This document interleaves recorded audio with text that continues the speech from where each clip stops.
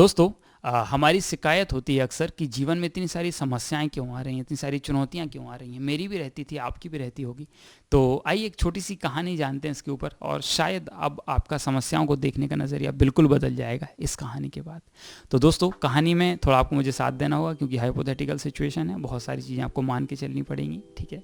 तो एक बार एक किसान था और वो भगवान से बहुत दुखी था क्योंकि उसकी फसल पे जब उसको बारिश चाहिए तब बारिश नहीं होती थी, जब जो मौसम चाहिए वो मौसम होता नहीं था।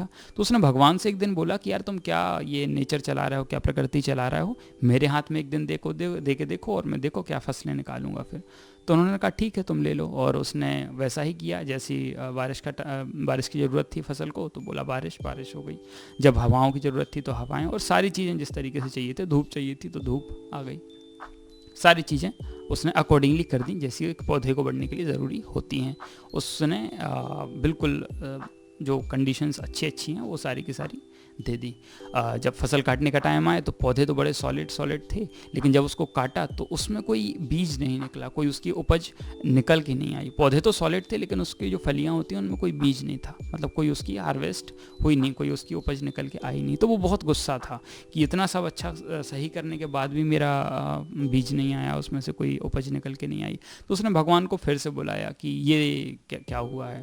तो भगवान ने उसको समझाया कि बेटा, जब मैं हवाएं चलाता था तो ये पौधा उन हवाओं से डरता था और उसकी वजह से अपनी जड़ों की ये पकड़ और नीचे गहरे मिट्टी में जमा लेता था। और जब फलियां गिरने लगती थीं तो वो उसको डर था पौधे को कि ये फलियां कहीं गिर ना जाएं, इसलिए उसको सॉलिड करता था वो और उसको पकाता था।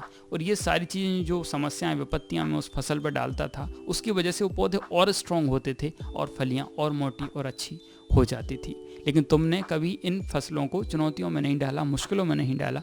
तो ये पौधे तो अच्छे दिख रहे हैं लेकिन इनमें कोई बीज नहीं है, इनमें कोई गुण है नहीं। तो दोस्तों, ऐसा ही होता है हमारे जीवन में। अक्सर कहा जाता है सोने को जितना तपाया जाए उतना ही खरा हो जाता है, ठीक है।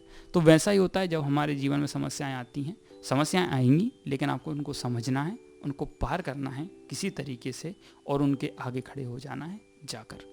तब जाकर ही आप जीवन में आगे बढ़ेंगे और आप एक बेहतर इंसान बनते चले जाएंगे। समस्याओं के ऊपर रोने से तो कुछ नहीं होगा, क्योंकि जो समस्याओं से भागते हैं उनके लिए इस दुनिया में कोई जगह खास है नहीं।